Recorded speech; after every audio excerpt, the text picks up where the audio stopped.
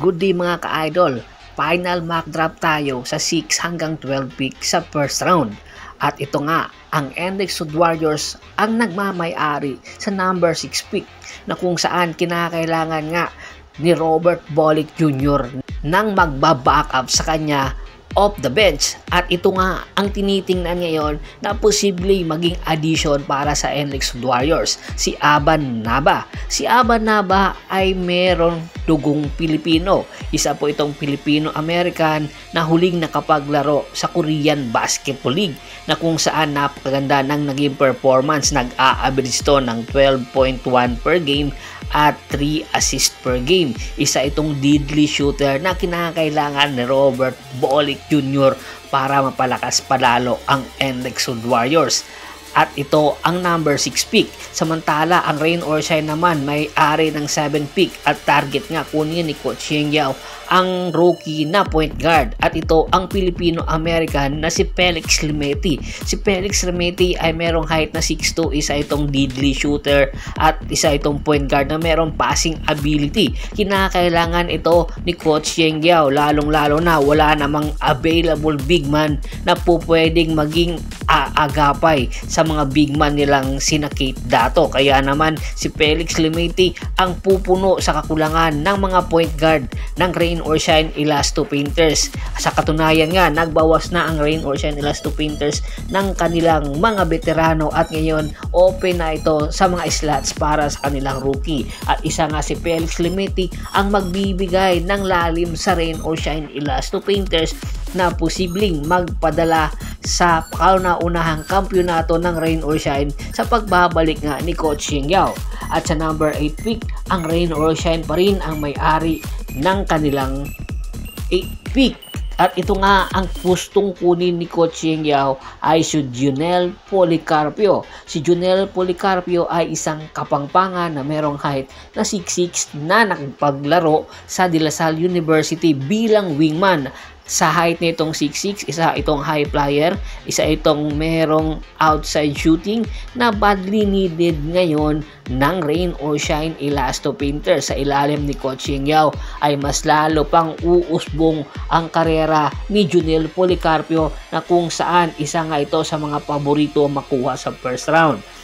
Sa pagkakataon nito, hindi dapat sayangin ni Jonel Policarpio kung sakasakaling ang Rain or Shine ang makakakuha dito at tiyak meron talaga paglalagyan ito ng minuto kay Coach Yeng Yao, kaya naman inaabangan na ito. Samantala, ang Magnolia naman ang may-ari sa 9 pick na kung saan target nga kunin ng Magnolia isa ring wingman na deadly shooter. Paghahanda ito sa departure nila Russell Escoto at mga bench players nito na posibleng pakawalan para magkaroon ng slots ang mga rookie. At target nga kunin ng Rain or Shine Elasto Painters rather ng Magnolia Pambansang Manok Templados si CJ Payawal na isa ring wingman na merong height na 6'5". At the age of 24, isa itong Filipino-American na naghuling nakapaglaro sa University of the East at kailangan talaga ito ng Magnolia. Samantala, ang number 10 pick, ang Barangay Ginebra San Miguel. Nagkakaedad na si L.A. Tenorio, nagkakaedad na rin si Stanley Pringle. Kinakailangan ni Coach Timko ng isang floor leader na posibleng magbigay sa kanya ng puntos at mag-stabilize sa kanilang play. At ito nga ang posibleng kunin ni Coach Timko ay si David Penny. Si David Penny ay merong height na 6'2" na kung saan isa itong Filipino-American na huling nakapaglaro sa Canada. Si David Penny, isa ito sa mga tinitingnan ngayon ng mga coaching staff na posibleng makuha sa first round ng bawat kupunan dahil sa ability nitong court vision. Kaya naman inaasahan kung sakasakali man mabibigyan ng pagkakataon ay kukunin ito ng Barangay Ginebra San Miguel. Samantala sa number 11 pick naman ay itong si Dave Ildefonso. At sa number 11 pick, ang pagmamay-ari nito ay ang Meralco Bolts. Malaking addition ito si Dave Ildefonso sa Meralco Bolts, lalong-lalo na nagkakaedad na si Alin Maliksi. Kinakailangan din ng gunner ng Meralco Bolts pagdating sa bench.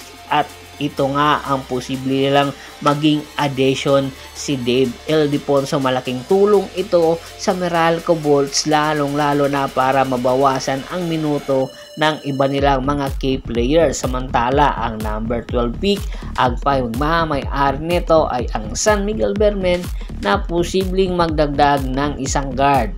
Sa kasalukuyan o sa nakaraan Philippine Cup, kulang na kulang ng guard ang San Miguel Bermen na mag-i-stabilize sa kanilang play, at target nga nilang kunin itong si Jerome Lastimosa para makatulong kay Chris Ross, lalong-lalo na si Terence Romeo ay nagkakaroon na ng injury, at malamang sa malamang anytime pakakawalan na itong si Terence Romeo at mag-focus na kay Jerome Lastimosa. Yan po ang ating final mock draft sa first round, na kung saan ang bawat kupunan ay napakaganda ng posibleng makuha.